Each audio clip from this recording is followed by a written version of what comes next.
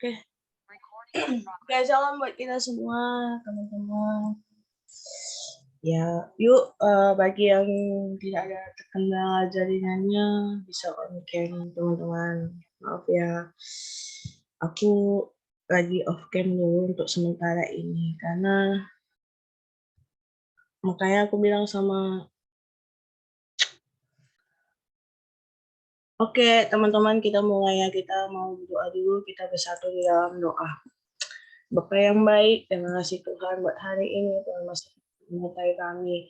Tuhan Yesus, Tuhan berkati ibadah Zoom kami Tuhan dari awal, pertengahan, hingga akhir. Berkati semua kami Tuhan, berkati WL, berkati petugas pelayan hari ini Tuhan, Tuhan urapi dan juga Tuhan berkati juga nanti ibadah gerakan baca Alkitab nanti Tuhan.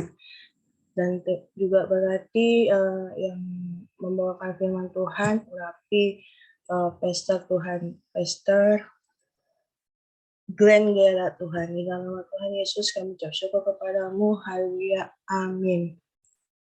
Oke, teman-teman, shalom buat kita semuanya. Kak Feby boleh tolong share screen. Kita naik ke syukur kita kepada Tuhan. Karena kita tahu bahwa kasih Allah begitu besar buat kita.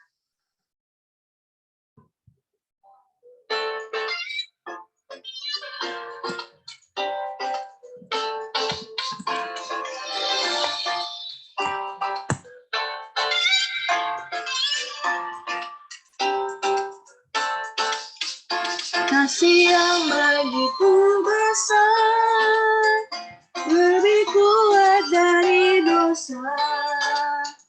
Kasih yang menemukanku, selamatkan dan pulihkanku. Ku naikkan syukurku, ku tak akan berhenti memuji, meninggikan namamu, selalu menari, memuliakanmu. Dibebaskan, dibangkitkan, hidup yang kau beri dan kini hanya untukmu.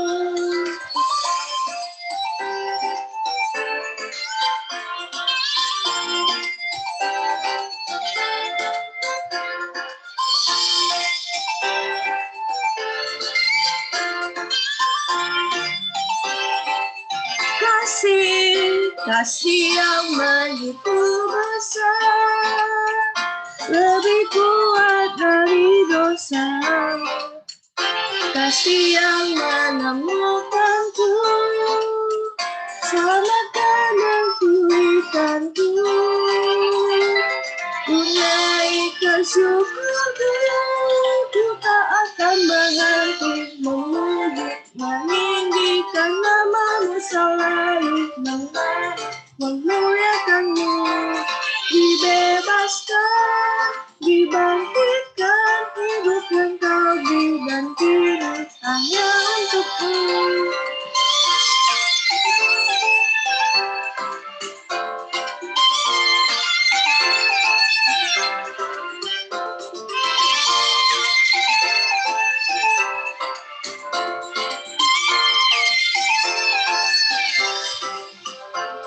Ku naikkan syukurku, ku naikkan syukurku. Ku tak akan berhenti memuji, meninggikan namamu, selalu menari, memuliakanmu. Dibebaskan, dibangkitkan, hidup yang kau beri dan kini hanya untukku. Akan berhenti memuji, meninggikan namamu, selalu menari, memuliakanmu. Dibebaskan, dibangkitkan, hidup yang kau beri dan kini hanya untukmu. Takkan berhenti memuji, meninggikan namamu, selalu menari, memuliakanmu. Dibebaskan, dibangkitkan, hidup yang kau beri dan kini hanya untukmu. Yang kau beri dan beri hanya untukmu, hidup yang kau beri dan beri hanya untukmu.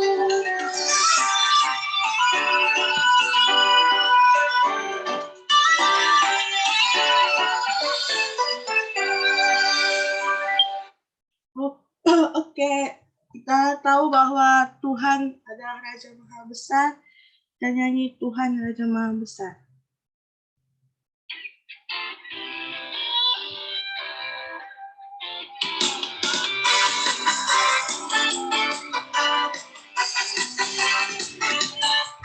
Tuhan Raja Maha Besar, mari datang menyembah Dia. Tuhan Raja Maha Besar, mari datang menyembah Dia.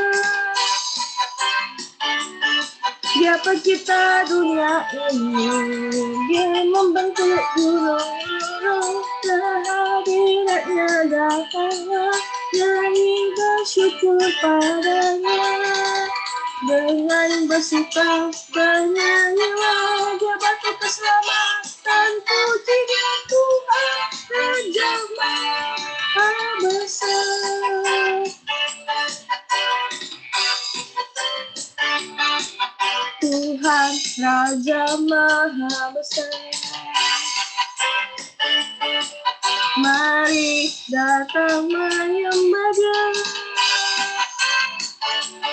Dia pencipta dunia ini, Dia membentuk gunung-gunung, kehadirannya datanglah, nyanyi bersyukur padanya.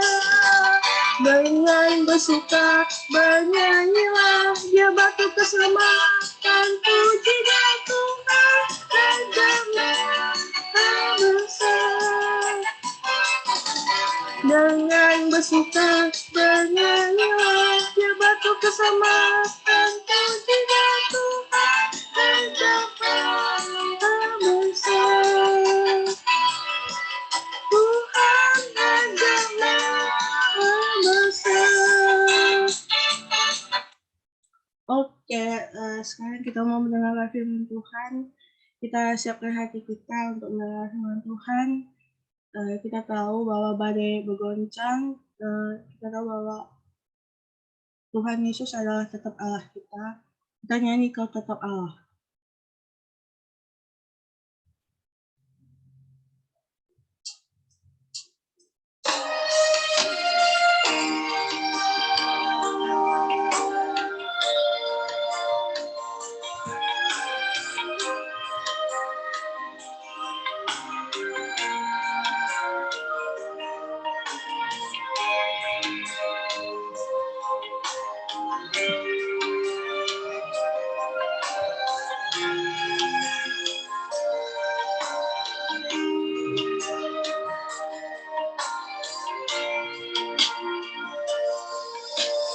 Betapa dahsyat Engkau Tuhan, pencipta segala yang ada, dulu sekarang sampai selamanya.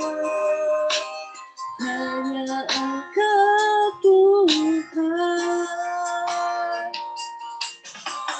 tak tersalah di pikiranmu, tak terukur panjang setiamu, dulu sekarang sampai selamanya. Hanya Engkau Tuhan, ku sembah Engkau Yesus, hanya Engkau Allah di hidupku, tiada yang lain, hanya Kau, hanya Engkau Tuhan selamanya.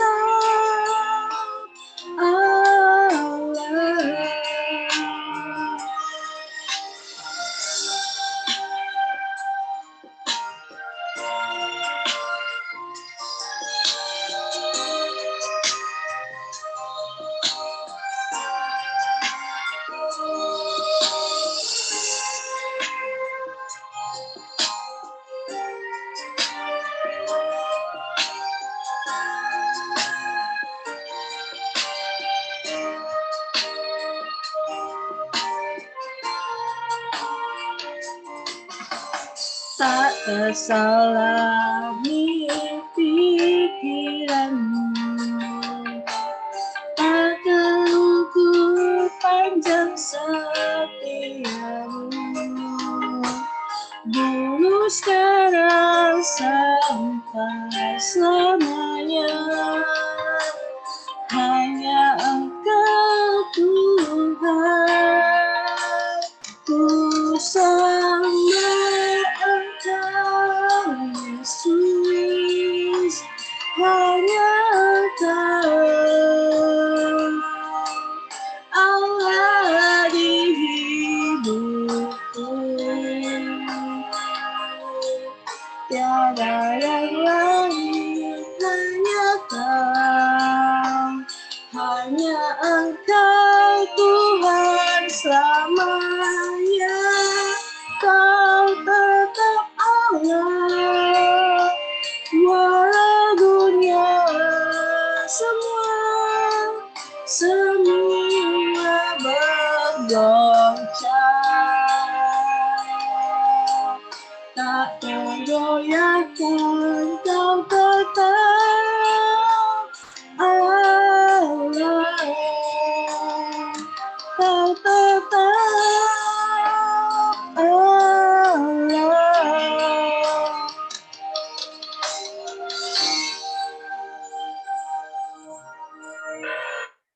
Oke, saya persilahkan kepada Pastor Glenn. Baik, mari kita bersatu di dalam doa. Kami datang bersyukur kepada Tuhan yang menciptakan langit dan bumi. Kami datang bersyukur kepada Tuhan yang memberkati kehidupan kami. Dan kami tahu bahwa penyertaan Tuhan sampai hari ini itu semua karena Tuhan begitu mengasihi kami. Terima kasih untuk kesehatan keluarga kami, makan minum kami. Itu semua karena Tuhan mau menyatakan diri pribadi yang menyertai. Tolong kami untuk dapat memahami firman Tuhan. Pakai kami semua, inilah anak-anak-Mu, untuk diam dengar firman Tuhan, buka hati, dan kami pasti diberkati. Demi nama Yesus, haleluya, amin. Ya, puji Tuhan, shalom. Saudara yang terkasih dalam Tuhan, saya masih ada di kampus, ya, masih ada di kampus, sehingga saya masih menyesuaikan dengan sinyal di sini. Di daerah Tangerang memang sinyal agak sedikit buruk, sehingga kalau misalkan nyalain kameranya dia bisa crash gitu, atau bisa juga dia terpental. Jadi izinkan saya untuk dapat menyampaikan firman Tuhan dengan cara hanya secara audio saja. Baik, sebelumnya saya mengucapkan banyak terima kasih kepada saudara saya juga. Ini hamba Tuhan yang hebat menurut saya, seorang worship leader yang luar biasa juga, Pastor Gary Morris. Saya bersyukur dengan kenal beliau, banyak hal yang saya bisa belajar dari beliau, karena ini salah satu hamba Tuhan yang militan juga. Kenapa saya katakan militan? Karena dia selalu ada untuk setiap komunitas, selalu ada di setiap gereja yang bagi orang tidak ada benefitnya, tidak ada keuntungan di situ, tapi Pastor Gary begitu sangat luar biasa hatinya, sehingga gereja manapun mau undang dia, gereja manapun yang mau minta pelayanannya dia selalu siap dengan hati yang sangat-sangat luar biasa. Terima kasih Pastor untuk waktu dan kesempatannya. Sama-sama, memberkati.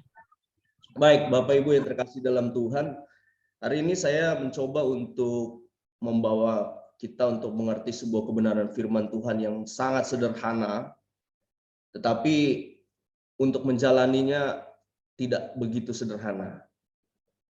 Kalau misalkan kita tahu bahwa di dalam kehidupan ini kita akan diperhadapkan oleh dua hal. Yang pertama adalah sesuatu yang benar dan sesuatu yang salah. True or false. sesuatu yang benar sudah pasti ada perbandingannya. Perbandingannya apa? Ya sesuatu yang salah. Bagaimana kita bisa tahu sesuatu yang benar kalau kita tidak pernah tahu seperti apa yang salah, gitu. Begitupun sebaliknya, kalau kita tahu salah, berarti perbandingannya adalah sesuatu hal yang benar, gitu. Sesuatu hal yang benar.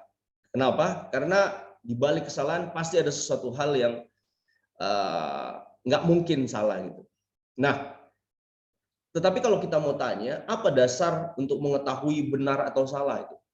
Sesuatu yang benar ataupun yang sesuatu yang salah itu dasarnya itu dari mana? Siapa yang dapat menjustifikasi, yang dapat dengan mutlak mengatakan bahwa sesuatu ini benar? Siapa yang dapat mengatakan sesuatu ini yang salah?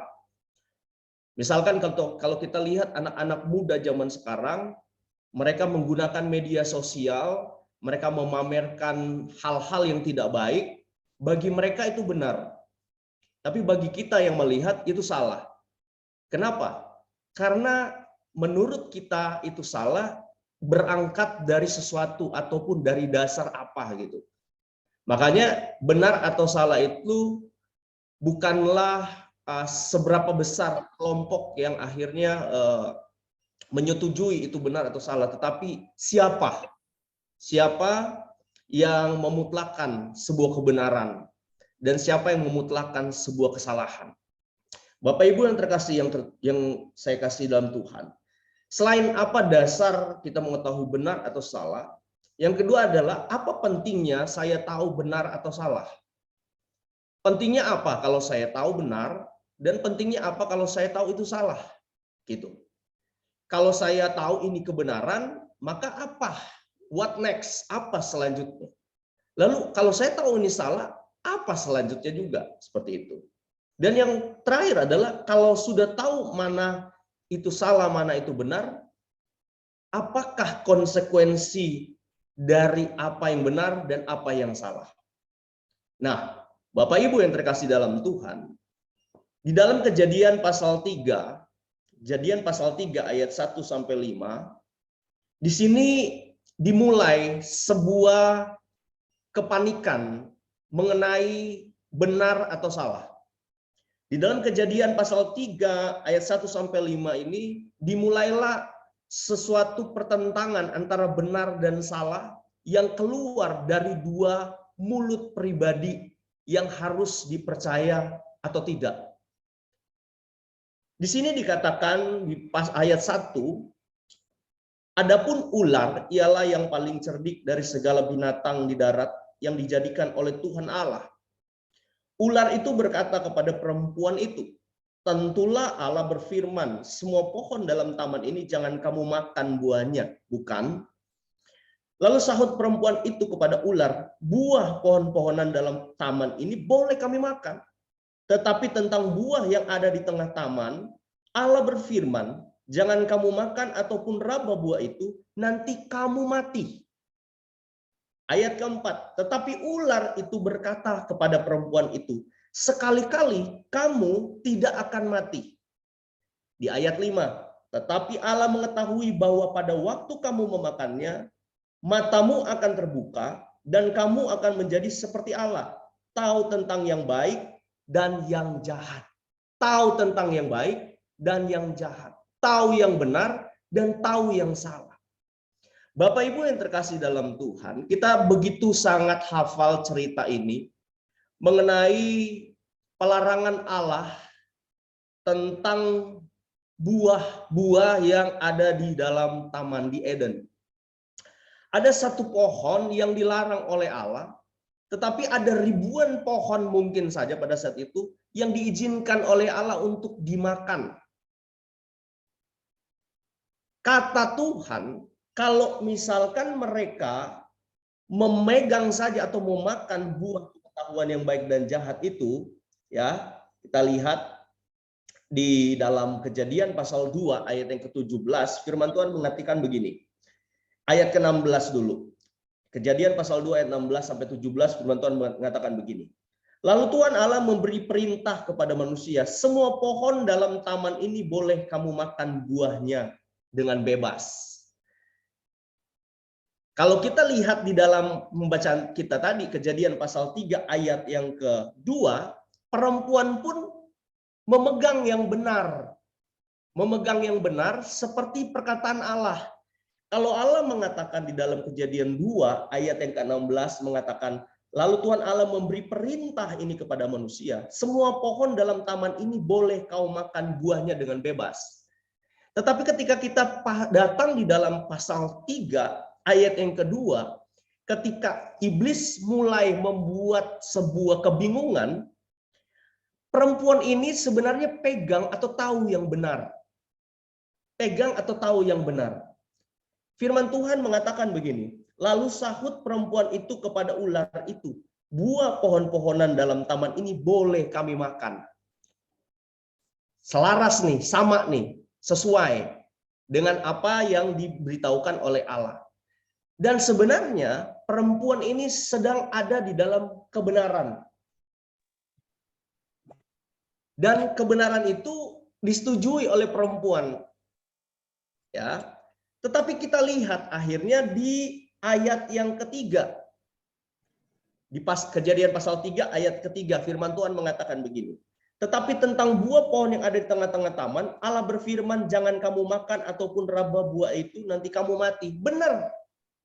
Perempuan ini setuju. Perempuan ini memegang yang benar. Bahwa pohon-pohonan yang ada di situ boleh dimakan dengan bebas. Tetapi ada pohon yang tidak boleh mereka makan. Kalau mereka makan berarti mereka keluar dari kebenaran, berarti mereka memilih yang salah. Tetapi di sini perempuan ini setuju dan tetap ada di tracknya, tetap ada di dalam kebenaran. Dia mengatakan kepada iblis yang menggunakan ular pada saat itu, dia mengatakan bahwa boleh kami makan buah-buah yang ada di pohon, buah-buah yang ada di perkebunan inilah, katakan saya, di taman ini. Tetapi ada pohon yang tidak boleh makan, nanti mati. Lalu tiba-tiba di ayat 4 firman Tuhan mengatakan begini. Tetapi ular itu berkata kepada perempuan itu, sekali-kali kamu tidak akan mati. Nah loh, sudah mulai goncang nih perempuan nih. Sudah mulai panik, sudah mulai bingung.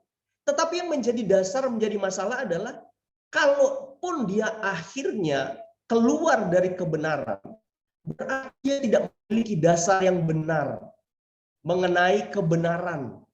Dia tidak benar-benar pegang apa yang menjadi perkataan Tuhan. Sehingga apa? Sehingga pada saat ini kita lihat di dalam firman Tuhan, perempuan ini mulai tergoncang. Iblis sudah mulai mempermainkan paradigmanya. Iblis sudah mulai mempermainkan pikirannya. Sehingga di ayat 5 dikatakan begini. Tetapi Allah mengetahui bahwa waktu kamu memakannya, matamu akan terbuka. Terbuka untuk apa? Terbuka untuk melihat yang benar dan yang mana yang salah.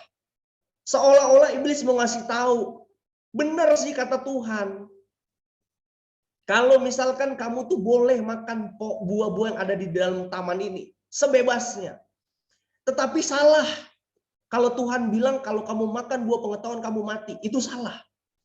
Makanya iblis bilang begini, yang benar tuh ya, kalau kamu makan, kamu akan terbuka matanya. Dan kamu akan menjadi seperti Allah. Itu yang benar sebenarnya. Waduh, teman-teman semua yang dikasihi Tuhan. Ketika iblis mengatakan bahwa, Tuhan tuh salah ngomong begitu, kamu tuh nggak bakalan mati. Sebenarnya yang benar tuh ya, kalau kamu makan, kamu tuh bakalan jadi sama seperti Allah. Nah, perempuan ini berpikir, waduh, kalau jadi sama seperti Allah, ini benar, wah saya senang dong. Kenapa? Kalau saya jadi sama seperti Allah, saya nggak perlu takut dengan otoritas yang di atas. Saya nggak perlu diatur dong sama Tuhan. Saya berarti ada sejajar dengan Tuhan, bisa memerintah. Saya nggak perlu takut kalau saya melakukan kesalahan misalkan. Nah inilah yang menjadi masalah. Kenapa atau apa dasar kita harus tahu yang benar dan yang salah? Supaya kita tahu bahwa kita manusia tidak pernah akan mampu ada di dalam kebenaran tanpa ada otoritas yang paling benar ada di atas kita. Kalau tidak ada kebenaran yang memerintah dalam kehidupan kita, maka kita tidak akan pernah tahu dasarnya kita melakukan yang benar atau tidak. Perempuan ini, Hawa ini, bisa langsung mengatakan bahwa buah ini memberi pengertian, dan kalau dia makan bisa jadi seperti Allah, yang dimana pertama dia memegang kata Tuhan, kalau aku makan buah pengetahuan yang baik dan jahat, aku pasti mati. Awalnya dia memegang seperti itu, tapi tiba-tiba berubah. Ini yang menjadi masalah. Kita seringkali ada di dalam posisi seperti ini. Bukan melihat posisi kebenaran yang mutlak yang Allah katakan, tetapi kadang-kadang melihat mutlaknya kebenaran menurut pandangan kita. Teman-teman yang dikasihi dalam Tuhan Yesus Kristus, kita melihat bahwa kebenaran Allah ada di dalam Yohanes 14 ayat yang ke-6. Coba kita mau buka.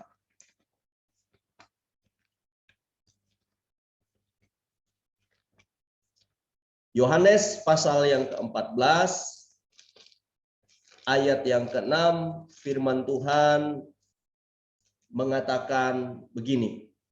Kata Yesus kepadanya, "Akulah jalan dan kebenaran dan hidup.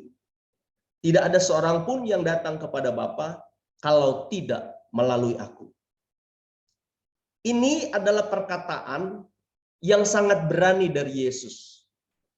Tuhan Yesus mengatakan, "Akulah jalan dan kebenaran dan hidup. Tidak ada seorang pun yang datang kepada Bapa kalau tidak melalui aku." Ini adalah kebenaran Allah.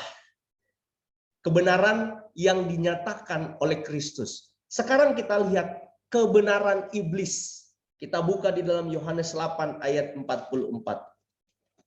Tadi kebenaran Allah di dalam Kristus mengklaim bahwa akulah jalan dan kebenaran dan hidup. Sekarang kita lihat kebenaran iblis seperti apa. Yohanes 8 ayat 44. Yohanes 8 ayat 44 firman Tuhan mengatakan begini. "Iblislah yang menjadi bapamu, dan kamu ingin melakukan keinginan-keinginan bapamu. Ia adalah pembunuh manusia sejak semula dan tidak hidup dalam kebenaran. Sebab di dalam dia tidak ada kebenaran. Apabila dia berkata dusta, ia berkata atas kehendaknya sendiri. Sebab ia adalah pendusta dan bapa segala pendusta." Saudara yang terkasih dalam Tuhan, kita bisa melihat kebenaran Allah mengatakan bahwa di dalam Allah, di dalam Kristus ada kebenaran dan ada hidup yang kekal. Tetapi di dalam kebenaran iblis, ternyata iblis itu benarnya adalah dia adalah seorang pendusta. Udah titik. Iblis kebenarannya adalah dia hanyalah seorang pendusta. Artinya, kalaupun iblis mau berkata benar, maka dia selalu akan berkata sesuai dengan dusta yang dia mau. Nah, kita lihat di sini. Kenapa Hawa mendengarkan iblis? Padahal kita tahu bahwa iblis adalah pembunuh manusia sejak semula. Bapa pendusta. Nah, inilah yang menjadi masalah. Yang menjadi masalah adalah kadang-kadang kita itu dihadapkan oleh sebuah pilihan. Padahal pilihan-pilihan itu sudah nyata di dalam firman Tuhan. Bahwa yang benar itu pasti berasal daripada Allah. Dan yang salah itu pasti berasal dari luar Allah. Firman Tuhan sudah begitu sangat jelas menjelaskan tentang benar atau salah di dalam kehidupan ini. Tapi kadang-kadang pilihan itu ada di dalam kehidupan kita. Kalau kita mau tunduk pada otoritas kebenaran Allah, maka kita pasti akan hidup di dalam kebenaran. Tetapi kalau kita tidak mau hidup di dalam kebenaran otoritas Allah, maka kita akan hidup di bawah pengaruh tipu muslihat iblis. Bapak Ibu yang terkasih dalam Tuhan, kita lihat Yohanes 10 ayat 10. Ayat yang begitu amat sangat familiar ya. Di dalam Yohanes pasal 10 ayat yang 10 firman Tuhan dengan jelas mengatakan begini. pencuri datang hanya untuk mencuri dan membunuh dan membinasakan. Aku datang supaya mereka mempunyai hidup dan mempunyainya dalam segala kelimpahan. Bapak, Ibu, teman-teman semua yang hadir pada saat ini, pencuri datang untuk mencuri dan membunuh, membinasakan. Kalau pencuri itu adalah iblis, berarti kita tahu kedatangannya hanya untuk mencuri, membunuh saudara, dan membinasakan saudara. Tapi kalau misalkan kita tahu kedatangan Yesus di dalam kehidupan kita adalah untuk memberikan kita hidup dan memberikannya di dalam kelimpahan, sudah pasti kita harus memilih dua wadah ini. Kalau misalkan di sebuah meja ada racun dan madu, kalau misalkan orang yang menyediakan itu dan mengatakan di sebelah kiri adalah madu dan di sebelah kanan adalah racun, kalau teman-teman memilih racun, itu berarti kita adalah orang yang bodoh. Kenapa orang bodoh? Karena kalau sudah tahu itu madu, kalau itu racun, pasti kita tahu mana yang harus kita pilih. Yang jadi masalah adalah kadang-kadang kita lebih memilih racun. Yang penting kita punya kehidupan nyaman. Daripada kita memilih kebenaran. Kadang-kadang memilih kebenaran rasanya sakit daging ini. Firman Tuhan di dalam Roma 5 ayat 19, firman Tuhan mengatakan seperti ini. Kita buka dulu di dalam Roma 5 ayat yang ke-19. Roma 5 ayat 19 firman Tuhan mengatakan begini. Jadi sama seperti coba. Jadi sama seperti oleh ketidaktaatan satu orang, semua orang telah menjadi orang berdosa. Demikian pula ketaatan satu orang, semua orang menjadi benar. Bapak Ibu yang terkasih dalam Tuhan, saudara, kita lihat kalau misalkan kita sudah diberikan sebuah pilihan, maka pilihan itu sudah jelas, Alkitab sudah catat.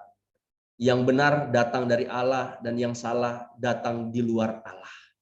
Dan kalaupun kita lihat di dalam Roma 5 tadi ayat yang ke-19 mengatakan bahwa sama seperti ketidaktaatan satu orang, semua orang jadi tidak taat. Kalau dulu mungkin kita sebelum mengenal Tuhan kita nggak taat, ya. Tapi kalau misalkan hari ini kita harus taat karena Tuhan sudah hadir dalam kehidupan kita, itu adalah anugerah sepertinya. Yang menjadi masalah, yang menjadi pertanyaan adalah kita mau pilih yang mana? Benar atau salah? Kalau kita mau hidup di dalam kebenaran, maka kita pasti akan menjauhi sesuatu hal yang tidak benar.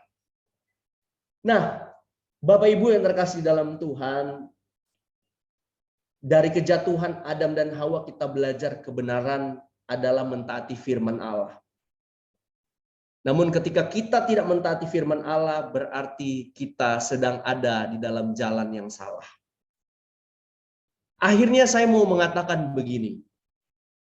Di dalam Matius pasal 7 ayat 24 sampai 29, ada dua macam dasar di situ yang berkata, ada orang-orang yang mendengar perkataan Yesus dan mereka melakukannya, mereka akan disebut sebagai orang-orang bijaksana. Tetapi ada juga orang lain yang dengar perkataan Yesus, tetapi mereka tidak melakukannya, berarti mereka adalah orang-orang yang bodoh.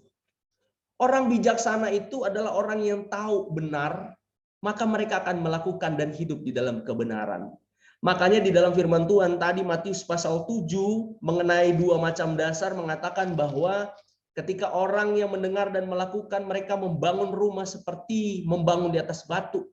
Ketika turun hujan, datang banjir, angin menghembus, maka kuatlah rumah itu.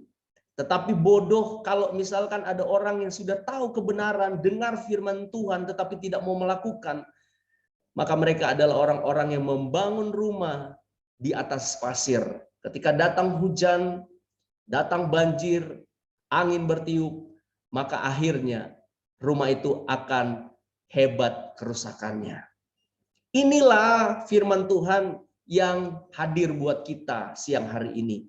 Apakah yang benar itu hanya menjadi intelektual kita? Apakah yang benar itu hanya sebuah apa ya, yang kita simpan di hati kita, kita simpan di dalam pikiran kita, dan tidak pernah menjadi wujud perilaku kita dalam kehidupan sehari-hari. Maka yang menjadi masalah adalah kita kebanyakan tahu firman. Saya cuma mau katakan begini, percuma kita dengar firman Tuhan sampai ribuan kali kalau kita tidak pernah mau hidup di dalam kebenaran. Karena yang lebih baik adalah orang yang cuma dengar satu tetapi dia berani untuk melakukan kebenaran, itu masih lebih baik. Daripada sudah tahu salah, sudah tahu benar, tetapi masih tetap hidup di dalam kesalahan. Itu namanya orang yang bebal. Bapak Ibu yang terkasih dalam Tuhan, 3 hal supaya kita bisa hidup di dalam kebenaran. Yang pertama adalah dibenarkan terlebih dahulu. Di dalam Roma 10, kita coba lihat. Tadi, coba kita lihat. Apa yang bisa menjadikan kita hidup di dalam kebenaran dan tahu bahwa sesuatu hal yang salah untuk dapat kita pilah-pilah dan kita bisa tolak seperti itu. Kita buka di dalam Roma pasal 10 ayat yang ke-10. Supaya kita bisa hidup untuk lebih bijak memilih, maka kita harus dibenarkan terlebih dahulu. Dalam Roma pasal 10 ayat yang ke-10 firman Tuhan mengatakan begini, karena dengan hati orang percaya dan dibenarkan, dan dengan mulut orang mengaku dan diselamatkan. Artinya Bapak Ibu, bagaimana kita bisa tahu supaya kita hidup di dalam kebenaran dan menjauhi hal-hal yang salah? Maka kita harus dibenarkan dulu.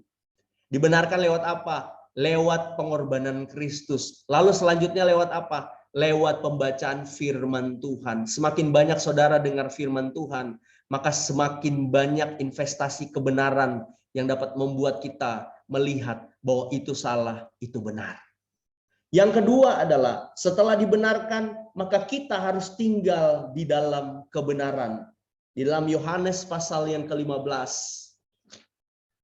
ayat yang ke-5 sampai 8, firman Tuhan mengatakan begini. Yohanes 15 ayat yang ke-5 sampai 8, firman Tuhan mengatakan begini. Akulah pokok anggur dan kamulah ranting-rantingnya. Barang siapa tinggal di dalam aku dan aku di dalam dia, ia berbuah banyak, sebab di luar aku kamu tidak dapat berbuat apa-apa. Barang siapa tidak tinggal di dalam aku, ia dibuang di luar seperti ranting dan menjadi kering, kemudian dikumpulkan orang dan dicampakkan ke dalam api lalu dibakar. Jikalau kamu tinggal di dalam aku dan firmanku tinggal di dalam kamu, mintalah apa saja yang kamu kehendaki dan kamu akan menerimanya. Ayat 8, dalam hal inilah Bapakku dipermuliakan, yaitu jika kamu berbuah banyak, dan dengan demikian kamu adalah murid-muridku.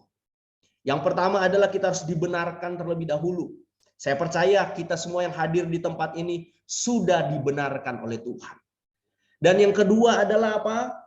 Tinggal di dalam kebenaran. Nah, poin yang kedua ini belum tentu kita mungkin sudah dibenarkan, tetapi belum tentu kita tinggal di dalam kebenaran. Tetapi saya mengajak firman Tuhan, mengajak hari ini, kalau belum tinggal di dalam kebenaran, maka mari tinggallah di dalam kebenaran. Dan yang terakhir adalah dipimpin oleh kebenaran. Roma pasal 5 ayat yang ke-16. Coba kita lihat Roma pasal 5 ayat yang ke-16. Roma pasal 5 ayat yang ke-16 firman Tuhan mengatakan begini.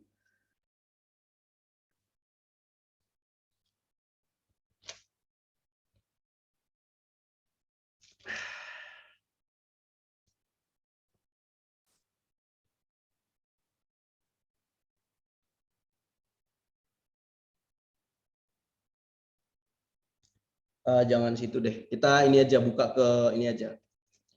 Ke Galatia aja. Ke Galatia coba. Galatia pasal 5 ayat yang ke-24. Galatia pasal 5 ayat yang ke-24 firman Tuhan mengatakan begini. Barang siapa menjadi milik Kristus, ia telah menyalibkan daging dan segala hawa nafsu dan keinginannya. Dan kita lihat di ayat yang ke-16, maksudku ialah hiduplah oleh roh, maka kamu tidak akan menuruti keinginan daging. Jadi saudara yang terkasih dalam Tuhan, inilah sebuah tantangan buat kita. Benar atau salah. Kalau misalkan kita mau hidup di dalam kebenaran, sudah pasti kita menjauhi hal yang salah. Kalau kita mau hidup di dalam hal yang salah, sudah pasti kita akan menjauhi hal yang benar. Satu hal yang saya mau katakan adalah seperti ini. Kalau kita hidup di dalam kebenaran, maka konsekuensinya adalah kita harus melakukan kebenaran. Satu ayat terakhir di dalam Yakobus 4 ayat yang ke-17. Kita buka. Satu di dalam Yakobus 4 ayat yang ke-17. Yakobus 4 ayat yang ke-17.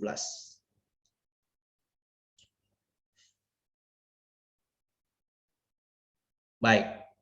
Yakobus 4 ayat yang ke-17 firman Tuhan mengatakan begini. Jadi jika seorang tahu bagaimana ia harus berbuat baik, berbuat benar, tetapi ia tidak melakukannya, ia berdosa. Saudara sudah tahu yang benar berasal dari Tuhan. Yang salah sudah pasti berasal dari luar Tuhan, yaitu iblis. Tantangannya adalah seperti ini. Kalau saudara sudah tahu bahwa yang benar adalah kehendak Tuhan, lihat salah satu ayat ini. Kalau kita tahu bagaimana harus berbuat baik, berbuat benar, kalau kita tidak mau melakukannya, konsekuensinya adalah kita berdosa. Maka pilihlah hari ini mau yang benar atau yang salah. True or false. Pilihan ada di tangan kita. Kalau kita mau hidup dalam kebenaran, maka salah satu contoh ayat yang harus kita lakukan adalah kalau kita sudah tahu apa yang benar, kalau kita sudah tahu apa yang baik, kalau kita tidak melakukannya, kita berdosa. Kita tundukkan kepala dan kita berdoa. Kasih karunia Tuhan nyata buat kami. Kami mengucap syukur karena Tuhan baik. Kami tahu bahwa Tuhan menyatakan kepada kami sesuatu hal yang benar. Dan kami berharap Tuhan pimpin kami dalam roh-Mu yang kudus untuk kami terus hidup dalam kebenaran. Kalau kami tahu bagaimana kami berbuat baik, tapi kami tidak melakukannya, sama saja kami ada di dalam dosa. Ampuni kami hari ini, kalau kami terus bermain-main dengan kehidupan yang abu-abu Tuhan. Kadang kami mau hidup benar, kadang kami mau hidup dalam kesalahan. Tapi hari ini kami mau komitmen untuk memutuskan. Kami mau hidup di dalam kebenaran dan tidak hidup di dalam hal-hal yang salah. Terpujilah nama Tuhan, berkati kami semua, berkati hamba-Mu pembina di tempat ini, Pastor Gary Morris, semakin luar biasa Tuhan angkat, semakin perbesar kapasitasnya. Tuhan percayakan dia sebagai pengembala untuk generasi-generasi yang ada, itu semua karena Tuhan lihat hati Pastor Gary Morris. Berikan kekuatan selalu. Mungkin tidak ada satu hal yang tidak dapat dia kerjakan, tetapi dalam Tuhan dia dapat melakukan itu karena Tuhan baik. Terima kasih Tuhan. Haleluya. Amin. Tuhan berkati kita semua. Oke, terima kasih buat Bang Glenda. Oke, sorry ya aku pakai masker karena aku juga di luar nih teman-teman ya. Oke, saatnya kita mau mendengarkan pengumuman dulu. Bisa tolong di share screen Pak Baby.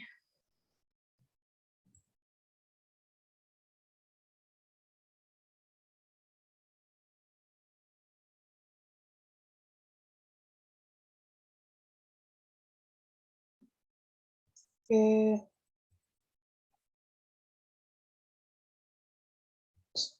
Oke, pengumuman kita hari ini Jawab Ibadah Unity for Jesus. Seperti biasa di hari Senin kita ada ibadah gerakan baca kitab, dan buat teman-teman yang merasa pengurus nanti setelah ini kita akan dapat pengurus. Terus di setiap hari Rabu dan hari Sabtu. Hari Rabu dan hari Sabtu kita akan mengadakan konsel jam 1 siang. Buat teman-teman yang mau menyerahkan persembahan dan persepuluhan untuk fakir miskin, buat anak-anak telantar, bisa dikirim ke nomor rekening atas nama Bank OCBC RISP dengan nomor rekening 693813366350. Sekali lagi saya bacakan di OCBC RISP 693813366350 atas nama Pastor Gary Morris Simon. Atas nama Unity for Jesus, keterangan konsel sertai dengan doa pengurapan, informasi ibadah dan pelayanan pembina rohani Pendeta Gary Morris dengan nomor 085697027878. Oke, selanjutnya doa syafaat Kak Angel dan ditutup dengan doa berkat langsung oleh Pastor Gary. Terima kasih. Ya, terima kasih saudara. Ya, teman-teman, mari kita satu dalam doa. Kita berdoa. Terima kasih Bapa atas karyamu, kasih ya begitu besar yang kami rasakan setiap hari, setiap waktu, setiap detik. Kami bangga memiliki Engkau ya Bapa. Teruslah kami hidup, Engkau telah menebus dosa kami di atas kayu salib.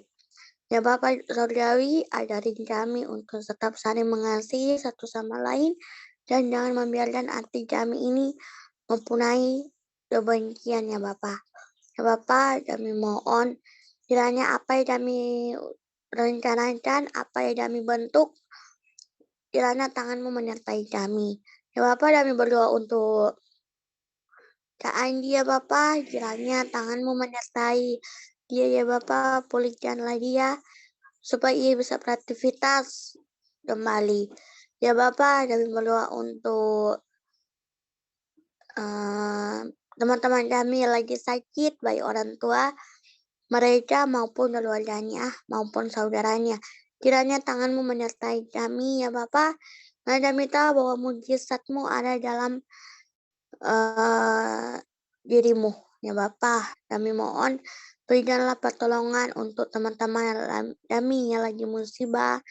Kau kiranya urutkanlah tangan penasihan-Mu ya Bapak, untuk supaya mereka bisa memiliki tempat tinggal yang layak untuk mereka tepati. Ya Bapak, kami berdoa untuk anak yatim piatu. Kau berkati mereka ya Bapak dari masa pertumbuhannya dan berkati masa pendidikannya. Ya Bapak, kami berdoa untuk janji, berikan lagi pekerjaan yang layak ya Bapak, dan jauhkan lagi dari orang-orang yang tidak taat kepadamu ya Bapak. Kami berdoa untuk Kak Febi ya Bapak. Berikanlah Kak Febi hikmat, pengetahuan terhadap Engkau ya Bapak. Nah, kami tahu bahwa Kak Febi ini orangnya setia dalam melayani-Mu dan membiarkan orang lain terombang-ambing dari mengenai masalah mereka. Terus mereka mengadu domba dengan cara satu sama lain berdalai ya Bapak, dan membiarkan kami itu memiliki hati daya gitu ya Bapak. Ya Bapak, kami berdoa untuk Da'ana, berkati Da'ana dalam usaha pekerjaannya, pelayanannya, saudaranya, keluarganya diberkati selalu. Bapak, kami berdoa untuk pastor, berikanlah dia ketabaan, kesabaran untuk membimbing kami, anak-anaknya, supaya kami bisa bertumbuh dan berkembang dalam imannya Bapak. Ya Bapak, kami berdoa untuk teman-teman yang masih di atas pendidikannya Bapak. Lalu kiranya berkati mereka, berikanlah nilai yang baik ya Bapak, supaya mereka bisa memberikan kedua orang tua mereka. Ini doa kami, haleluya, amin. Kembalikan ke Os. Oke, terima kasih. Terima kasih langsung ke doa berkat Bang. Ya, saya lagi on the way ya. Yuk, sama-sama kita lagi mau ke rumah sakit. Angkat kedua belah tanganmu, terimalah berkat dari Bapa Surgawi dan penghibur dan kekuatan pengorbanan dari Yesus Kristus dan penghiburan daripada Roh Kudus mulai hari ini sampai selama-lamanya. Diberkatilah keluargamu, diberkatilah pekerjaanmu, diberkatilah studimu, berkatilah pelayananmu, dan apapun yang dilakukan boleh berhasil di dalam nama Tuhan Yesus Kristus. Kami mengucap syukur dan berdoa. Mari dengan saya sama-sama dengan percaya katakan amin. Amin. Oke, berhubung karena tadi pembicaranya lagi mengajar, jadi untuk 3 pertanyaan dilanjutkan di hari Rabu. Oke, sekarang kita mau baca kitab ya, teman-teman. Masih kelihatan nggak wajahku? Aku lagi di luar nih ya. Yuk, lesson yuk teman-teman. Kalau ada kerinduan mau baca Alkitab, silahkan. Yuk lah, open kamera. Masa mukaku aja yang kelihatan wajahnya. Oke, satu waktu ya. Oke. Shalom, selamat siang. Iya, shalom. Iya, selamat siang. Iya, jadi yang baca Alkitab kah siapa? Oh, lesson dulu, Kak. Jadi kita, siapa yang mau baca Alkitab, di lesson dulu, diangkat tangan, tunjuk tangan, siapa mau baca. Oke, Pastor. Nanti aku tunjuk ya, nanti per pasal ya. Oke, ada masih 3 orang nih. Ayo, dengan syarat open kamera ya. Boleh dong open kameranya Kak Angel. Siapa 4 ini? Oke, nanti didoakan ya, Bester. Oke, Bang Felix. Dengan syarat open kamera yuk. Ayo open kamera kayak aku. Ayo teman-teman. Kan ganteng dan cantik kan gitu ya kan. Keren gitu. Oke, ada lagi mungkin. Perkenalkan. Halo Kak Yuli. Panggilnya apa nih Kak Via Halo, aja ya? Kak Via aja ya. Halo Kak Via. Ya, kalau boleh tahu Kak Yolivia asal mana ya? Kenalkan nama saya Yolivia. Saya tinggal di Palu. Umur saya 18 tahun. Oh iya. Tinggal di Palu, berarti Sulawesi apa tuh? Sulawesi Tengah. Oke. Salam kenal ya. Salam kenal semuanya. Salam kenal Bang Felix dan semuanya. Bang Paris, halo. Ya, Bang Paris nggak mau ikutan kah? Mereka baca kita. Pak Fadi. Ayo Bang. Atau Bang Yora mungkin. Mungkin malu-malu. Iya, malu-malu ya. Oke. Keluaran pasal 13 itu saya sendiri. Keluaran pasal 14 itu Kak Angel. Keluaran pasal 15 itu Kak Pia. Keluaran pasal 16 itu Mbak Yoram. Keluaran pasal 17 Masuk pasal berapa, Dara? Oke, aku ulangi ya. Aku ulangi ya. Keluaran pasal 13 itu saya, aku. Keluaran pasal 14 itu Kak Angel. Keluaran pasal 15 itu Kak Pia. Keluaran pasal 16 itu Kak Feby. Keluaran pasal 17 Bang Yoram. Dan yang terakhir keluaran pasal 18 itu Bang Felix. Oke, aku mulai. Ya, teman-temannya dilihat Alkitabnya masing-masing. Ya, Alkitabnya masing-masing. Aku baca dari Keluaran pasal 13 ayat 1. Bentar ya. Keluaran pasal 13. Oke. Keluaran pasal 13 ayat 1, ketetapan tentang anak sulung hari raya roti tidak beragi. Berfirmanlah Tuhan kepada Musa, kuduskanlah bagiku semua anak sulung, semua yang lahir terdahulu dari kandungan kepada orang Israel, baik pada manusia maupun pada hewan. Akulah yang punya mereka. Lalu berkatalah Musa kepada bangsa itu, peringatilah hari ini, sebab pada hari ini kamu keluar dari Mesir, dari rumah perbudakan. Karena dengan kekuatan tangannya, Tuhan telah membawa kamu keluar dari sana, sebab itu tidak boleh dimakan sesuatu pun yang beragi. Hari ini kamu keluar dalam bulan Abib. Apabila Tuhan telah membawa engkau ke negeri orang Kanaan, orang Het, orang Amori, orang Hewi, dan orang Yebus, negeri yang telah dijanjikannya dengan sumpah kepada nenek moyangmu untuk memberikannya kepadamu, suatu negeri yang melimpah-limpah susu dan madunya. Maka engkau harus melakukan ibadah ini dalam bulan ini juga. Makanlah roti yang tidak beragi 7 hari lamanya, dan pada hari yang ketujuh akan diadakannya hari raya bagi Tuhan. Roti yang tidak beragi haruslah dimakan selama 7 hari itu. Sesuatu pun yang beragi tidak boleh dilihat padamu, bahkan ragi tidak boleh dilihat padamu di seluruh daerahmu. Pada hari itu haruslah kau beritahukan kepada anakmu laki-laki, ibadah ini adalah karena mengingat apa yang dibuat Tuhan kepadaku pada waktu aku keluar dari Mesir. Hal itu bagimu harus menjadi tanda pada tanganmu dan menjadi peringatan di dahimu, supaya hukum Tuhan ada di bibirmu, sebab dengan tangannya Tuhan telah membawa engkau keluar dari Mesir.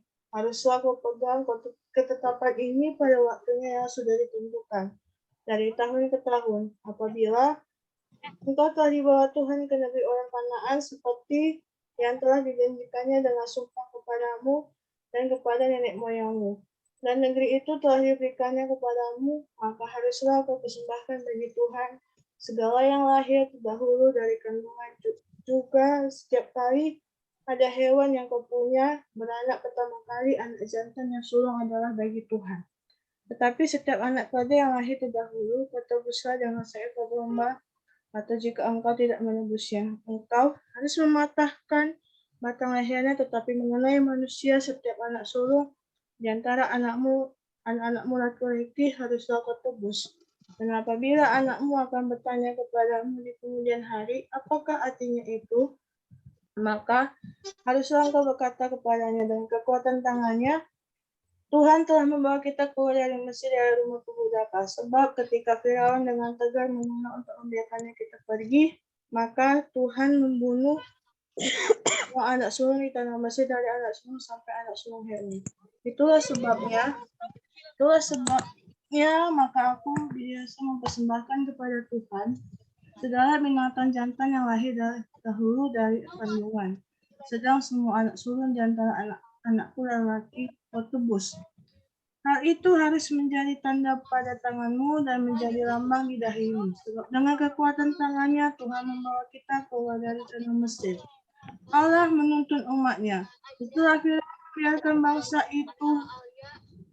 itu pergi, Allah tidak menuntun mereka melalui jalan ke negeri orang Filistin, walaupun jalan ini yang paling dekat, sebab firman Allah yang jangan bangsa itu menyesal apabila mereka menghadapi peperangan sehingga mereka kembali ke Mesir. Tetapi Allah menuntun bangsa itu berputar melalui jalan di padang gurun menuju ke laut Teberau dengan siap sedia berperang berjalanlah orang Israel dari tanah Mesir. Musa membawa tulang-tulang Yusuf, sebab itu tadi Yusuf telah menyuruh anaknya Israel bersumpah dengan sungguh-sungguh, Allah tentu akan mengindahkan kamu, maka kamu harus membawa tulang-tulangku dari sini. Demikianlah mereka berangkat dari Sukot dan berkemah di Etam, di tepi padang gurun. Tuhan berjalan di depan mereka pada siang hari dalam tiang awan untuk menuntun mereka di jalan, dan pada waktu malam dalam tiang api itu untuk menerangi mereka, sehingga mereka dapat berjalan siang dan malam. Dengan tidak berlari, tiang awan itu tetap ada pada siang hari, dan tiang api pada waktu malam di depan bangsa itu. Oke, lanjut Kak Angel. Ya, terima kasih sejarah. Ya, Kelurahan pasal 14 ayat 1. Firaun bertindak untuk menghabiskan Salih. Demikianlah firman Tuhan. Berfirmanlah Tuhan kepada Musa, demikian katakanlah kepada orang Israel supaya mereka balik kembali dan bergema di depan Pi-hahirot antara Migdol dan Laut. Tepat di depan Baalsefon bergema dalam di laut. Maka Firaun ada berkata pada Israel, mereka telah sesat di negeri ini, padang gurun telah mengurung mereka. Aku akan mengeraskan hati Firaun sehingga ia mengejar mereka dan terhadap Firaun dan seluruh pasukannya. Aku akan menyatakan kemuliaanku sehingga orang Mesir mengetahui bahwa akulah Tuhan. Lalu mereka berbuat demikian. Ketika diberitahukan kepada Raja Mesir bahwa bangsa itu telah lari, maka berubahlah hati Firaun dan pegawai-pegawainya terhadap bangsa itu. Dan berkatalah mereka, apa daya telah kita berbuat ini? Bahwa kita membiarkan orang Israel pergi dari perbudakan kita. Kemudian ia memasang keretanya dan membawa rakyatnya serta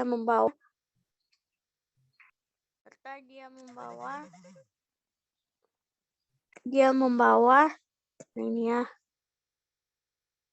Kemudian ia memasang keretanya dan membawa rakyatnya.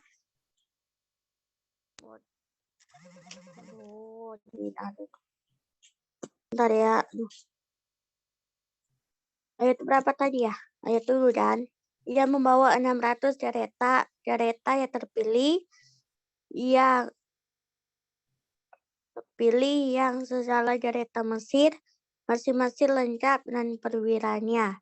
Demikianlah Tuhan menyerahkan hati Firaun, raja Mesir itu, sehingga ia mengejar orang Israel. Tetapi orang Israel berjalan terus dipimpin oleh tangan yang dinaikkan. Adapun orang Mesir, segala kuda dan kereta Firaun, orang-orang berkuda dan pasukannya, mengejar mereka dan mencapai mereka pada waktu mereka bergema di tepi laut, dekat Pi-Hairon di depan Baal-Zephon. Ketika Firaun telah diajak orang Israel menoleh, maka tampaklah orang Mesir bergerak menyusul mereka. Lalu saat ketakutannya orang Israel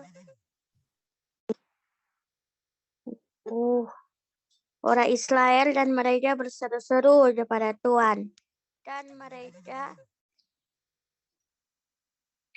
Dan mereka berkata kepada Musa, apakah karena tidak ada kuburan di Mesir, maka engkau membawa kami untuk mati di padang gurun ini? Apakah yang kau berbuat ini terhadap kami dengan membawa kami keluar dari Mesir? Bukankah telah kami katakan kepadamu, janganlah mengganggu kami dan biarlah kami bekerja pada orang Mesir, sebab lebih baik bagi kami untuk bekerja pada orang Mesir daripada mati di padang gurun ini. Tetapi berkatalah Musa kepada bangsa itu, janganlah takut, berdirilah tetap dan lihatlah keselamatan dari Tuhan yang akan diberikannya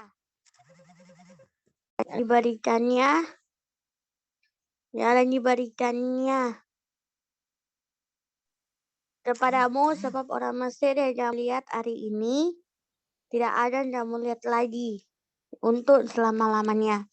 Tuhan akan berperang untuk kamu dan kamu akan diam saja menyeberangi laut terberau. Berfirmanlah Tuhan kepada Musa, mengapa kau berseru demikian kepadaku? Katakanlah kepada orang Israel, Katakanlah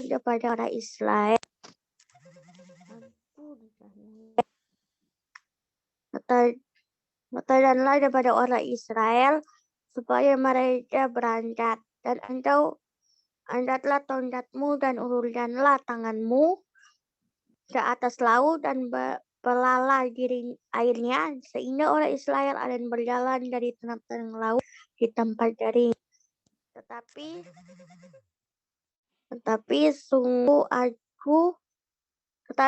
aku akan menyerahkan hati orang Mesir, sehingga mereka menyusul orang Israel dan ada Firaun dan seluruh dan seluruh basudannya, deretannya dan orangnya yang berkuda. Lalu Anda menyatakan kemuliaanku.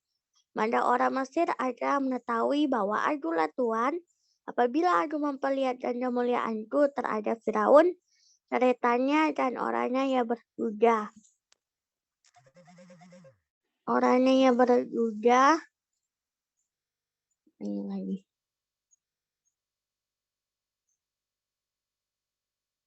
Demikianlah tiang itu berdiri di antara tentara orang Mesir dan tentara Israel, dan oleh karena awan itu menimbulkan kegelapan, pada malam itu lewat, sehingga yang satu tidak dapat mendekati yang lain semalam-malaman itu. Lalu Musa mengulurkan tangan. Lalu Musa mengulurkan tangannya ke atas laut, dan semalam-malaman itu Tuhan menguatkan air laut dan perantaranya air timur yang deras, membuat laut itu menjadi tanah kering, maka terbelahlah air itu. Demikianlah orang Israel berjalan dari tengah-tengah laut di tempat kering, sedang di kiri dan di kanan. Mereka air itu sebagai tembok bagi mereka. Orang Mesir mengejar dan menyusul mereka, segala juga Firaun, deretannya, apa tadi ya?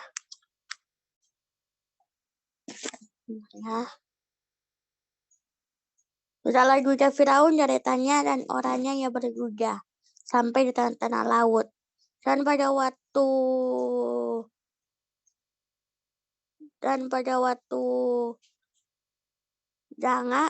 pagi, Tuhan yang di dalam tiang api dan awan itu memandang kepada tentara orang Mesir, lalu dikautannya tentara orang Mesir itu. Dia membuat roda deretannya berjalan miring dan maju dengan berat, sehingga orang Mesir berkata, marilah kita lari meninggalkan orang Israel, sebab Tuhanlah yang berperang untuk mereka melawan Mesir. Berfirmanlah Tuhan kepada Musa, ulurkanlah tanganmu di atas laut, supaya air berbalik meliputi orang Mesir, meliputi dereta mereka dan orang mereka ia berkuda. Musa mengulurkan tangannya di atas laut, maka menjelang pagi berbaliklah air laut ke tempatnya. Sedang orang Mesir lari menunduk air itu. Demikianlah Tuhan menampakkan orang Mesir di tengah-tengah laut, berbaliklah saudara air itu, lalu menutupi dereta dan orang berkuda dari seluruh pasukan Firaun yang telah menyusul orang Israel itu ke laut. Seorang pun tidak ada yang tinggal dari mereka.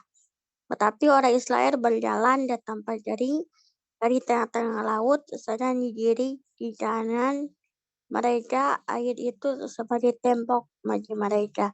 Demikianlah pada hari itu Tuhan menyelamatkan orang Israel dari tangan orang Mesir, dan orang Israel melihat orang Mesir mati terantar di pantai laut. Ayat 1, ketika dilihat oleh orang Israel betapa besarnya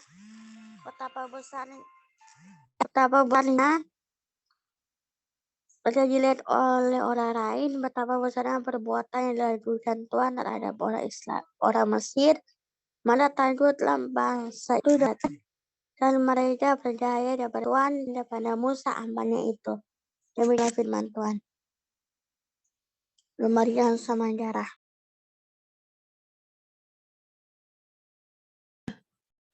Kak Pia udah keluar ya teman-temannya? Oke. Aku lagi yang baca. Mungkin Kak Nove mau baca di pasal 15. Bantu aku boleh nggak? Alkitab di mana? Nih, Quran pasal 15. Dibacain aja Kak. Aku udah share screen. Ini yang kakak bikin ini, yang judulnya Nyanyian Musa dan Israel. Iya. tolong dibacain ya Kak, tolong bantu bacain Keluaran pasal 15 ya. Tunggu bentar. Ya.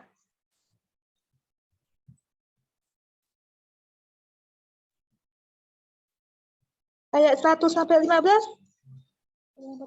Sampai habis Kak, pasal 15, bacain tolong ya. Sampai habis. Iya Kak, pasal 15 saja. Nyanyian Musa dan Israel.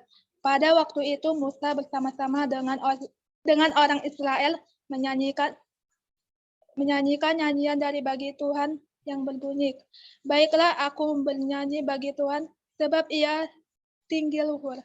Kuda dan penanggungnya dilemparkannya ke dalam laut. Tuhan itu, mana sini? Tunggu bentar Kak, lemot kali jaringannya. Enggak, ini di sini ada Kak. Lihat aja di sini. Tuhan itu kekuatanku dan mazmurku. Ia telah menjadi keselamatanku. Ia Allahku, kupuji Dia. Ia Allah Bapakku, kuluhurkan Dia. Tuhan itu pahlawan perang. Pahlawan perang Tuhan itulah namanya. Karena Firaun dan pasukannya dibuang ke dalam laut. Para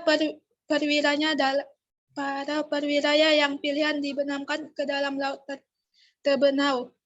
Samudera raya menutupi mereka, ke air yang dalam mereka mana sih? Tunggu bentar. Ya, 6 sekarang Kak. Menutupi mereka, ke air yang dalam mereka tenggelam seperti batu. Tangan kanan Tuhan mulia karena kuasa-Mu. Tangan kananmu Tuhan menghancurkan musuh. Dengan keluhuan-Mu yang besar, Engkau meruntuhkan siapa yang bangkit dan menentang Engkau.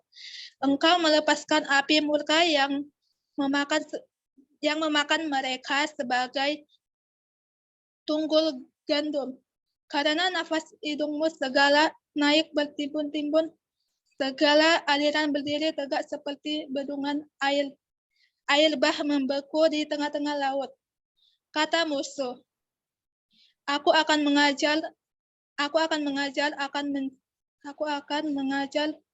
mencapai mereka, akan membagi jarahan.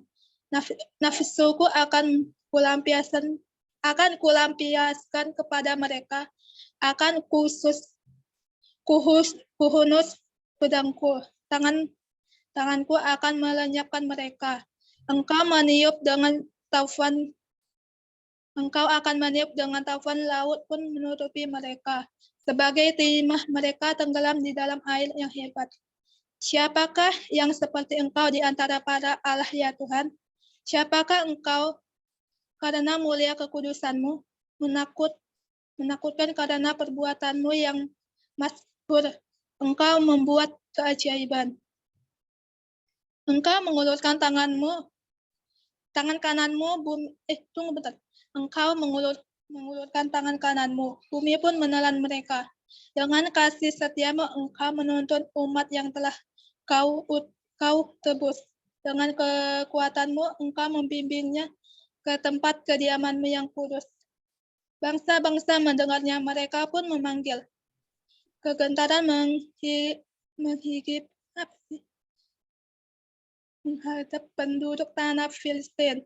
Pada waktu itu gemparlah pada kepala kaum di Edom. Kedahsyatan menghigapi orang-orang berkuasa di Moab.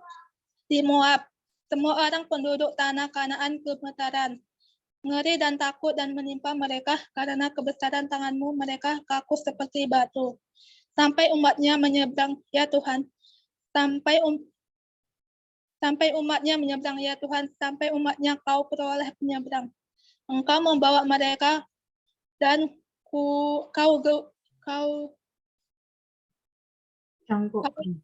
Kau cangkokkan mereka di atas gunung milik-Mu sendiri, di tempat yang telah Kau buat kediaman-Mu, ya Tuhan, di tempat kudus yang didirikan tangan-Mu, ya Tuhan.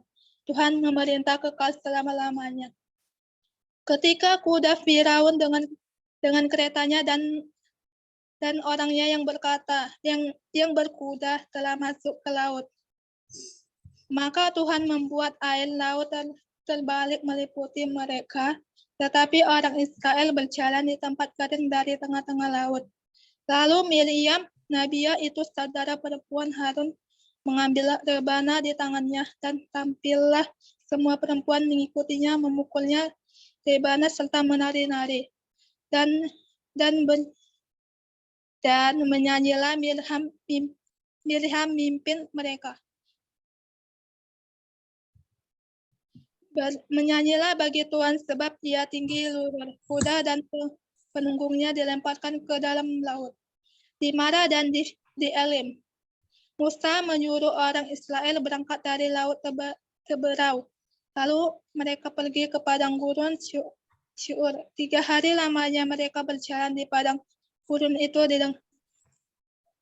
dengan tidak mendapat air. Sampailah mereka ke Mara, tetapi mereka tidak dapat minum air yang Mara itu, karena pahit yang rasanya. Itulah sebabnya dinamai orang tempat itu Mara. Lalu bersungut-sungutlah bangsa itu kepada Musa, kata mereka, apakah yang akan kami minum? Musa itu berseru kepada Tuhan, dan Tuhan menunjukkan kepadanya sepotong kayu. Musa itu melemparkan kayu itu ke dalam air. Lalu air itu menjadi manis. Di sanalah diberikannya Tuhan ketetapan dan peraturan-peraturan kepada mereka, dan sanalah Tuhan mencoba mereka. Firman-Nya, jika kamu sungguh-sungguh mendengarkan suara Tuhan Allahmu, dan melakukan apa yang benar di matanya, dan memasang telinganya kepada perintah-perintahnya, dan tetap mengikuti segala ketetapannya, maka aku tidak akan menimpakan kepadamu penyakit manapun yang telah kau timpakan kepada orang Mesir, sebab akulah Tuhan yang menyembuhkan engkau. Sesudah itu sampailah mereka di Elim, sanalah 12 air. Sesudah itu sampailah mereka di Elim. Di sana ada 12 mata air dan 70 pohon kurma, dan lalu berkemah mereka di sana di tepi air itu. Oke, terima kasih Kak Nove. Selanjutnya Kak Pebi, keluaran pasal 16 Kak Pep.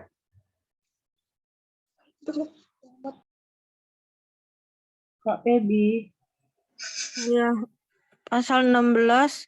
Setelah mereka berangkat dari Elim, tibalah segenap jemaah Israel di padang gurun Sin yang terletak di antara Elim dan Gunung Sinai pada hari ke-15 bulan yang kedua sejak mereka keluar dari tanah Mesir. Di padang gurun itu bersungut-sungut segenap jemaah Israel kepada Musa dan Harun dan berkata kepada mereka, kalau kami mati tadinya di tanah Mesir oleh tangan Tuhan, ketika kami duduk menghadapi kuali berisi daging dan makan roti sampai kenyang, sebab kamu membawa kami keluar ke padang gurun ini untuk membunuh seluruh jemaah ini dengan kelaparan. Lalu berfirmanlah Tuhan kepada Musa, sesungguhnya aku akan menurunkan dari langit hujan roti bagimu, maka bangsa itu akan keluar dan memungut tiap-tiap hari sebanyak yang perlu untuk sehari, supaya mereka kucoba apakah mereka hidup menurut hukumku atau tidak.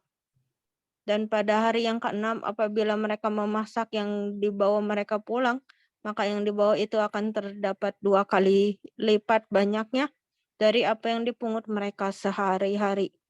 Sesudah itu berangkatlah Musa dan Harun kepada seluruh orang Israel. Petang ini kamu akan mengetahui bahwa Tuhanlah yang telah membawa kamu keluar dari tanah Mesir, dan besok pagi kamu melihat kemuliaan Tuhan, karena ia telah mendengar sungut-sungutmu kepadanya. Sebab apalah kami ini, maka kamu bersungut-sungut kepada kami. Lagi kata Musa, jika memang Tuhan yang memberi kamu makan daging pada waktu petang, dan makan roti sampai kenyang pada waktu pagi, karena Tuhan telah mendengar sungut-sungutmu yang kamu sungut-sungutkan kepadanya. Apalah kami ini, bukan kepada kami sungut-sungutmu itu, tetapi kepada Tuhan. Kata Musa kepada Harun, katakanlah kepada segenap jemaah Israel, marilah dekat ke hadapan Tuhan, sebab ia telah mendengar sungut-sungutmu. Dan sedang Harun berbicara kepada segenap jemaah Israel, mereka memalingkan mukanya ke arah padang gurun, maka tampaklah kemuliaan Tuhan dalam awan. Lalu berfirmanlah Tuhan kepada Musa, aku telah mendengar sungut-sungut orang Israel, katakanlah kepada mereka, pada waktu senja kamu akan makan daging dan pada waktu pagi kamu akan kenyang makan roti. Maka kamu akan mengetahui bahwa akulah Tuhan Allahmu. Pada waktu petang datanglah berduyun-duyun burung puyuh yang menutupi perkemahan itu, dan pada waktu pagi terletaklah embun sekeliling perkemahan itu. Ketika embun itu telah menguap, tampaklah pada permukaan padang gurun sesuatu yang halus, sesuatu yang seperti sisik halus seperti embun beku di bumi. Ketika orang Israel melihatnya, berkatalah mereka seorang kepada yang lain, apakah ini? Sebab mereka tidak tahu apa itu. Tapi Musa berkata kepada mereka, inilah roti yang diberikan Tuhan kepadamu menjadi makananmu. Beginilah perintah Tuhan, pungutlah itu tiap-tiap orang menurut keperluannya, masing-masing kamu boleh mengambil untuk seisi kemahnya, segomer seorang menurut jumlah jiwa. Demikianlah diperbuat orang Israel, mereka mengumpulkan ada yang banyak, ada yang sedikit. Ketika mereka menakarnya dengan gomer, maka orang yang mengumpulkan banyak tidak kelebihan dan orang yang mengumpulkan sedikit tidak kekurangan. Tiap-tiap orang mengumpulkan menurut keperluannya. Musa berkata kepada mereka, seorang pun tidak boleh meninggalkan daripadanya sampai pagi, tetapi ada yang tidak mendengarkan Musa dan meninggalkan daripadanya sampai pagi, lalu berulat dan berbau busuk. Maka Musa menjadi marah kepada mereka.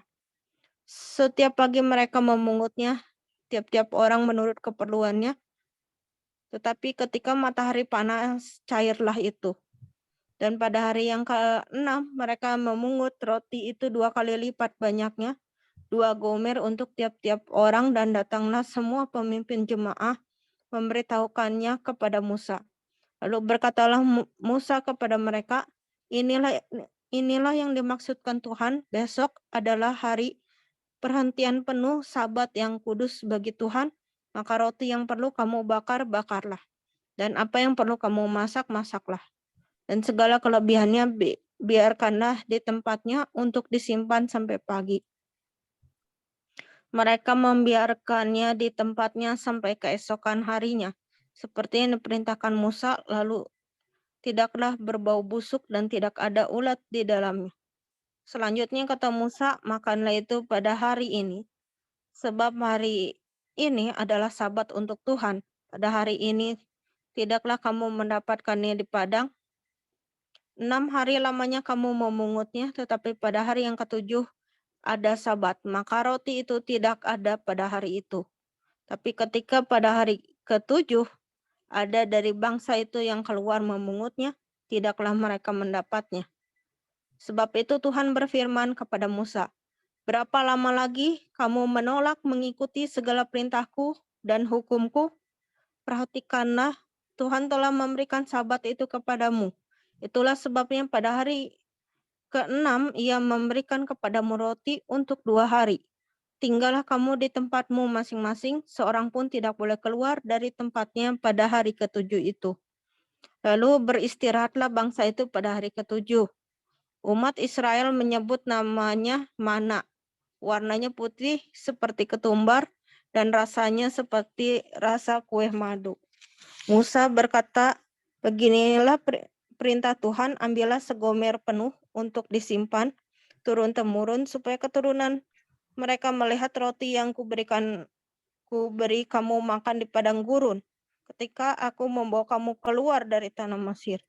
Sebab itu Musa berkata kepada Harun, ambillah sebuah buli-buli, taruhlah mana di dalamnya, segomer penuh, dan tempatkan itu di hadapan Tuhan untuk disimpan turun-temurun.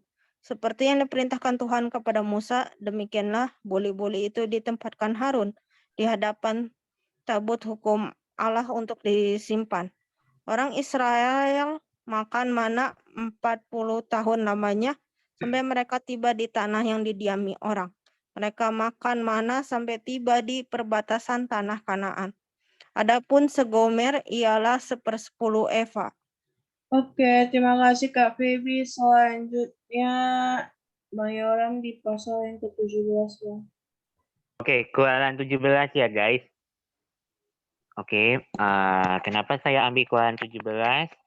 Ini Baca dulu Bang, ini dibaca dulu. oh ya. Oke. Saya akan membacakan Keluaran 17 di Masa dan di Meriba.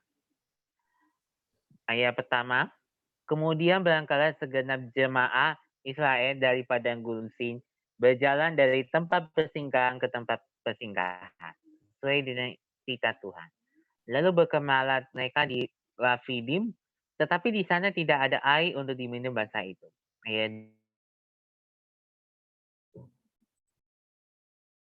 Air kepada kami supaya kami dapat minum. Tetapi Musa berkata kepada mereka, "Menapakah kamu bertengkar dengan aku? Menapakah kamu mencobai Tuhan?" Ayat 3, hauslah bangsa itu akan air di sana. Sungguhlah bangsa itu kepada Musa dan berkata, "Mengapa pula engkau memimpin kami keluar dari Mesir untuk membunuh kami, anak-anak kami dari tanah kami dengan kehausan?" Lalu berseru-serulah Musa kepada Tuhan.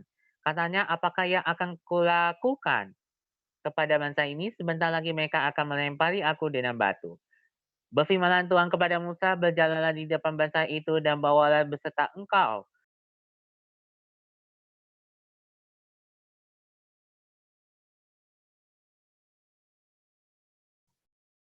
Oke, aku bacain ya ayat yang ke-5.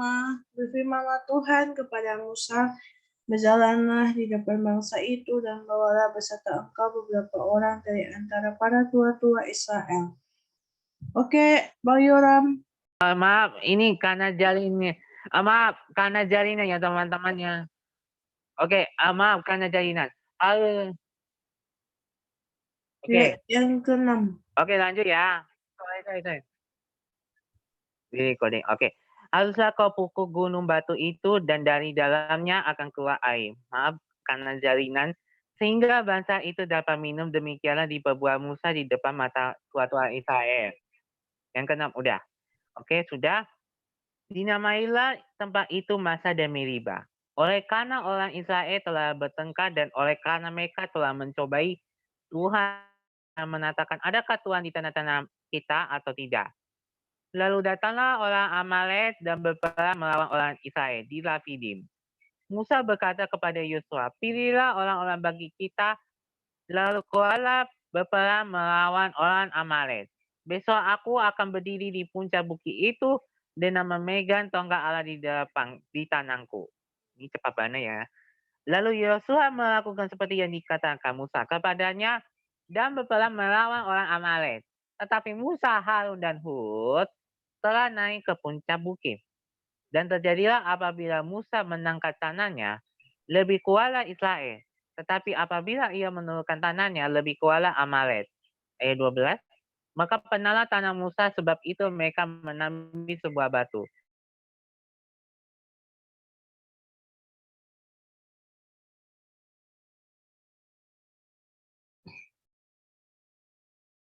Sehingga tanahnya tidak bergerak sampai matahari terbenam.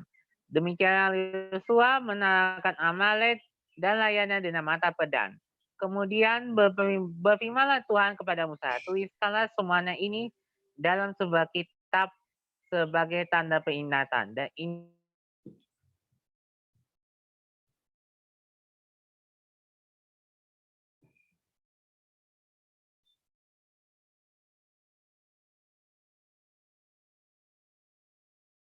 maaf.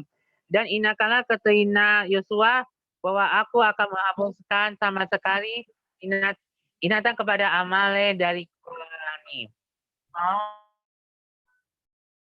Dan sedikit. Lalu Musa mendirikan sebuah mezbah dan menamainya Tuhanlah panji-panjiku. Ia berkata, tanah di atas panji-panji Tuhan berperang melawan Amalek turun-temurun. That's why, thank you. Oke, thank you buat Bang Yoram. And then the last reading Bible is Pangeran Felix. Felix, Bang Felix. Bang Felix, boleh dibacain pasal yang ke-18, tolong bantu. Please help me to reading Bible, please. Bang Felix. Felix, Bang Felix, please help me to reading Bible.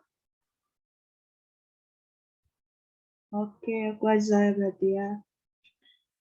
Yitro mengunjungi Musa. Kedengarannya lah kepada Yitro iman di Midian, mertua Musa, segala yang dilakukan Allah kepada Musa dan kepada Israel umatnya, yakni bahwa Tuhan telah membawa orang Israel keluar dari tanah Mesir. Lalu Yitro, mertua Musa, membawa serta Zipora, istri Musa yang dahulu disuruh Musa pulang, dan kedua anak laki-laki Zipora yang seorang bernama Gersom, sebab kata Musa, aku telah menjadi seorang pendatang di negeri asing. Dan seorang lagi bernama Eliezer, sebab katanya Allah Bapakku adalah penolongku dan telah menyelamatkan aku dari pedang Firaun. Ketika itu, mertua Musa beserta anak-anaknya dan istri Musa sampai kepadanya di padang gurun tempat ia berkemah di dekat gunung Allah. Disuruhnya lah mengatakan kepada Musa, aku mertuamu Yitro datang kepadamu membawa istrimu beserta kedua anaknya. Lalu keluarlah Musa menyongsong mertuanya itu, sujudlah ia kepadanya dan menciumnya mereka, menyanyikan keselamatan masing-masing lalu masuk ke dalam kemah. Sesudah itu Musa menceritakan kepada Tuhan, sesudah itu Musa menceritakan mertuanya segala yang dilakukan Tuhan kepada Firaun dan kepada orang Mesir karena Israel dan segala kesusahan yang mereka alami di jalan dan bagaimana Tuhan menyelamatkan mereka. Bersukacitalah itu tentang segala kebaikan yang dilakukan Tuhan kepada orang Israel, bahwa ia telah menyelamatkan mereka dari tangan orang Mesir. Lalu kata itu, terpujilah Tuhan yang telah menyelamatkan kamu dari tangan orang Mesir dan dari tangan Firaun. Sekarang aku tahu bahwa Tuhan lebih besar dari segala Allah, sebab ia telah menyelamatkan bangsa ini dari tangan orang Israel Mesir dan dari tangan orang Mesir, karena mereka orang-orang ini telah bertindak angkuh terhadap mereka. Dan itu mereka Musa mempersembahkan korban bakaran yang membawa korban sembelihan bagi Allah. Harun dan semua tutua Israel datang untuk makan bersama-sama dengan mertua Musa di hadapan Allah. Pengangkatan hakim-hakim, keesokan harinya duduklah Musa menghadiri antara bangsa itu, dan bangsa itu berdiri di depan Musa dari pagi sampai petang. Ketika mertua Musa melihat segala yang dilakukannya kepada bangsa itu, berkatalah ia, apakah yang kau lakukan kepada bangsa itu? Mengapakah engkau seorang diri saja yang duduk sedang suruh bangsa itu berdiri di depanmu dari pagi sampai petang? Kata Musa kepada mertuanya itu, sebab bangsa yang ini datang kepadaku untuk menanyakan petunjuk Allah. Apabila ada perkara di antara mereka, maka mereka datang kepadaku dan aku mengadili di antara seorang yang dengan yang lain. Lagi pula aku memberitahukan kepada mereka ketetapan dan keputusan-keputusan Allah. Tapi mertua Musa menjawabnya tidak baik seperti yang melakukan itu. Engkau akan menjadi sangat lelah, baik bangsa yang beserta engkau ini sudah pekerjaan ini terlalu berat bagimu, takkan sanggup engkau melakukannya seorang diri saja. Jadi sekarang dengarkanlah perkataanku, aku akan memberikan nasihat kepadamu dan Allah akan menyertai engkau. Adapun wakillah bangsa itu di hadapan Allah dan kau hadapkanlah perkara-perkara mereka kepada Allah, kemudian haruslah engkau mengajarkan kepada mereka ketetapan-ketetapan dan keputusan dan memberitahukan kepada mereka jalan yang harus dijalani dan pekerjaan yang harus dilakukan. Di samping itu kau cari dari seluruh bangsa itu orang-orang yang cakap dan takut akan Allah. Orang-orang yang dapat dipercaya dan dibenci kepada pengajaran suap, tempatkanlah mereka di antara bangsa itu menjadi pemimpin 1000 orang, pemimpin 100 orang, pemimpin 5 orang, 50 orang, dan pemimpin 10 orang. Dan sewaktu-waktu mereka harus mengadili di antara bangsa, maka segala perkara yang besar harusnya dihadapkannya mereka kepadamu. Tetapi segala perkara yang kecil dia adili mereka sendiri. Dengan demikian mereka meninggalkan pekerjaanmu. Dan mereka bersama-sama dengan engkau turut menanggungnya. Jika engkau berbuat demikian dan Allah memerintahkan hal itu kepadamu, maka engkau akan sanggup